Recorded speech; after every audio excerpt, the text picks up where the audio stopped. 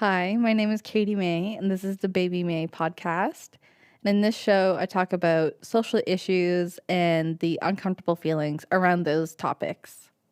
And in this episode, I'll be talking about lateral violence and gender based violence. A trigger warning for those who are listening: I will be talking about physical violence, emotional violence, economic violence, and sexual violence. I will not be getting into detail about those types of abuse. I won't be getting graphic about them, but I will be talking about the definitions and the impacts of them. So if you feel triggered by these kinds of topics, I understand. Please feel free to take the space that you need to do some self-care. But for those who feel comfortable to continue listening, thank you. I want to recognize that this is an episode that is pretty uncomfortable for myself to talk about because there is a lot of stigma. There is a lot of shame around these topics. Violence is something that is widely tolerated, and yet there is still something that holds a lot of stigma and shame. It's important for me to be able to connect the similarities between lateral violence and GBV, because I think the way that the types of violences play out are quite similar and the settings are similar. But there are key differences, of course. There is definitely GBV within lateral violence. And I suppose GBV can also be a form of lateral violence. I should start with giving the definition of what lateral violence is, specifically the definition of Indigenous lateral violence, because that's my experience. But I do believe that this definition could be applied for other communities as well, just a bit more tailored for their community specifically, the same way that I tailored this definition for my community. So, Indigenous lateral violence is a term used to describe a range of harmful behaviors that occur within Indigenous communities, including bullying, harassment, verbal abuse, and physical violence. These behaviors are often directed at other members of the same community, and they can be driven by a range of factors, including intergenerational trauma, colonization, and the ongoing effects of systematic discrimination and oppression. There are a few similarities between the definition for that and GBV. GBV stands for gender-based violence, which refers to any form of violence or abuse that is directed at an individual based on their gender or gender identity. So the key difference is that GBV is about gender, but lateral violence, typically, for example, Indigenous lateral violence, it's on the basis of your racial identity rather than your gender identity. But they're both forms of violence. They both have the capability to get to like physical violence or worse. And with GBV, it can take many forms, including physical violence, sexual violence, and emotional abuse, and also economic abuse. And these kinds of violences can occur in a range of settings, including the home, the workplace, and in public spaces. I also want to say that when it comes to the settings, it could also take place within those settings, and they do. There is, like I said before, I think there's a lot of shame and stigma around these topics. And the shame is something that really, for myself personally, it's really affected my self-esteem. And from what I've been learning, lateral violence and GBV can have really serious and long-lasting impacts on individuals and communities, including increased rates of substance abuse, mental health issues, and suicide. That shows that these kinds of violences are not being addressed appropriately. And these issues with not just violence, but the impacts of violence, they're quite prevalent within each community. Because of the tolerance within communities for violence, it just perpetuates an even unsafer environment where violence is even more perpetuated and gets even more tolerated. I think it's been really shocking to be able to learn that my community actually has such a high tolerance for all types of violence, even though there are a lot of people trying to address it and trying to work against it. I definitely want to take time to recognize those people. They're doing amazing work, but it's really, really hard to be able to do that because there are a lot of people perpetuating violence and tolerating it as well.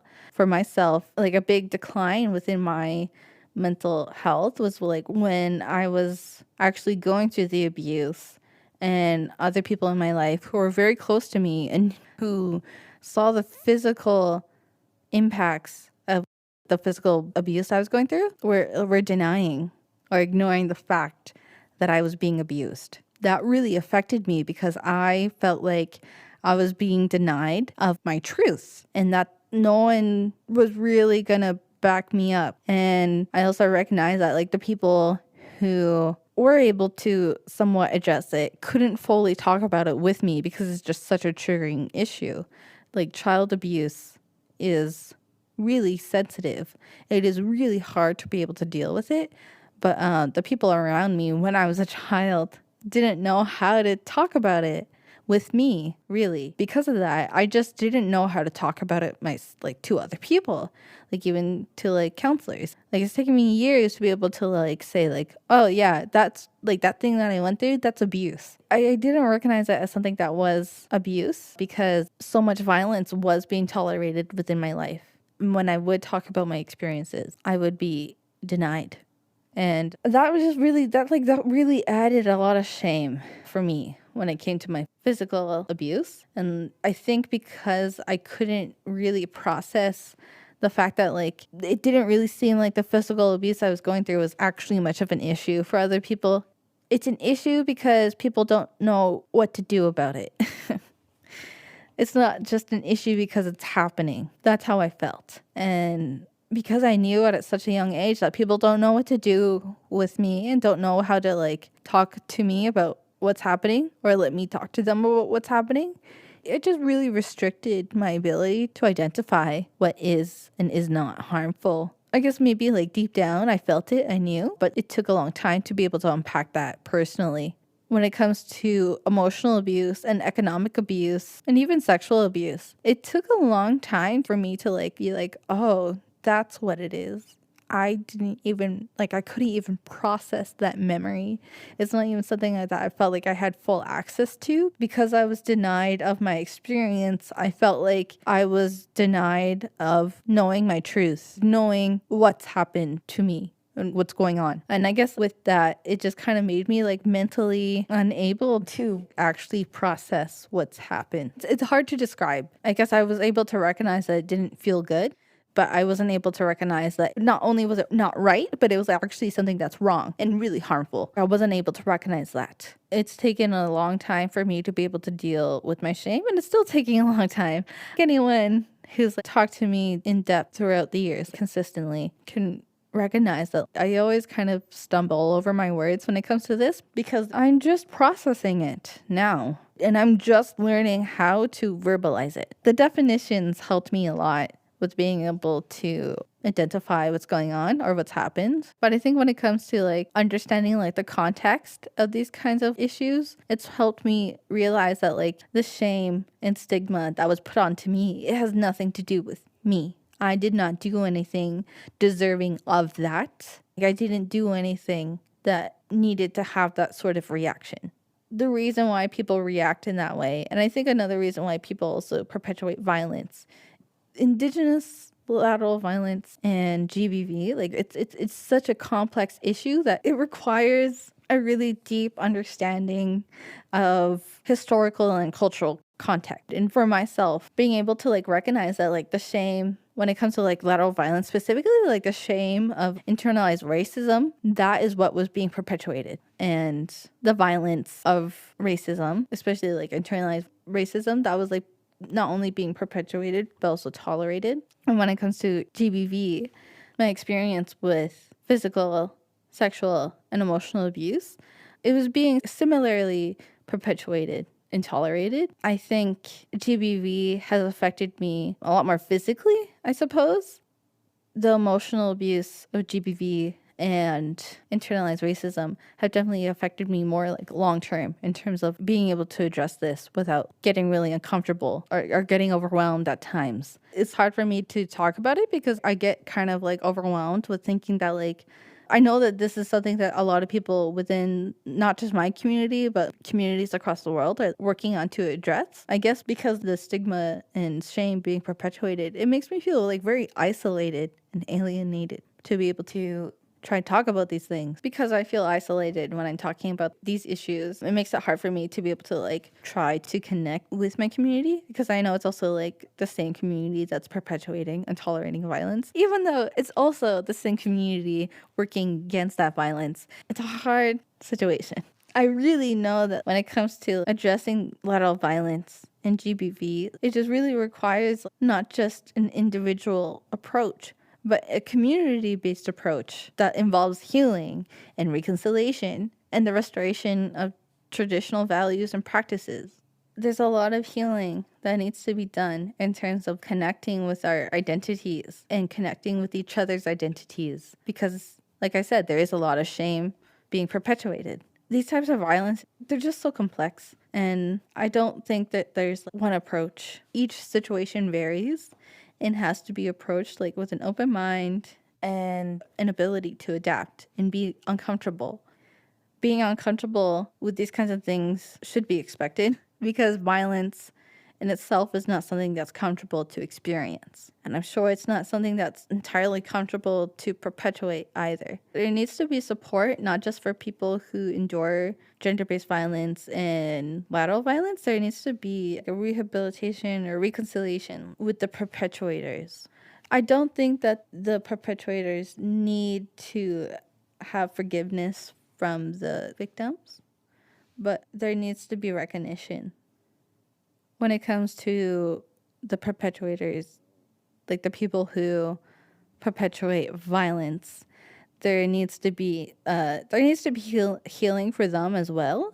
I think a lot of the times people who perpetuate violence, they're dealing with a lot of their own shame, and they're not given the ability to have access to dealing with that shame.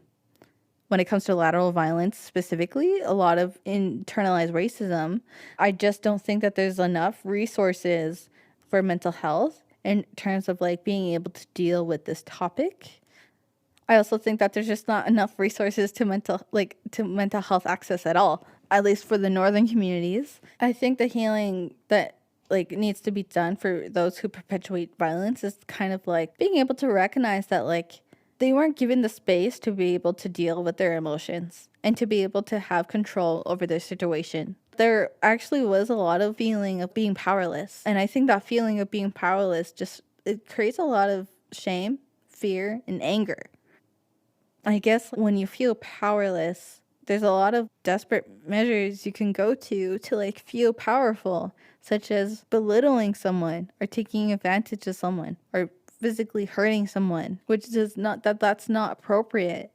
If someone's feeling like they need to go to that level, there needs to be some sort of way to prevent that.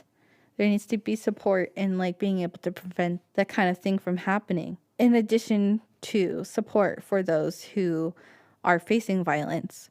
For those who are facing violence, I think a type of support that's needed is to be able to know that they are in a safe space where they won't be shamed and the stigma won't be perpetuated and there won't be a tolerance for violence. Really being heard and validated as a victim of violence is something that's really important because there's so many people who will deny it. And a part of the problem with people who deny it is like maybe they can't process it themselves. Maybe they're not in a position to be able to be like, what you're going through is wrong. Because I think some people I've talked to when it comes to like the physical abuse I was facing as a kid, they were also abused as a kid. It was just really hard for them to be able to accept that like this is something that's being generationally passed down. That's something that's really hard to accept because I think that's something a lot of people try to prevent. A lot of people actually really do try. Unfortunately, I don't think people have the access to resources to appropriately address these kinds of issues. That's why I think it's really important to be able to approach it as a community, because as powerful as it is to be able to work on it as an individual, for there to be systematic changes, there needs to be numbers of people working against this tolerance. Because this tolerance is not just within Indigenous communities. I find that it's also tolerant globally.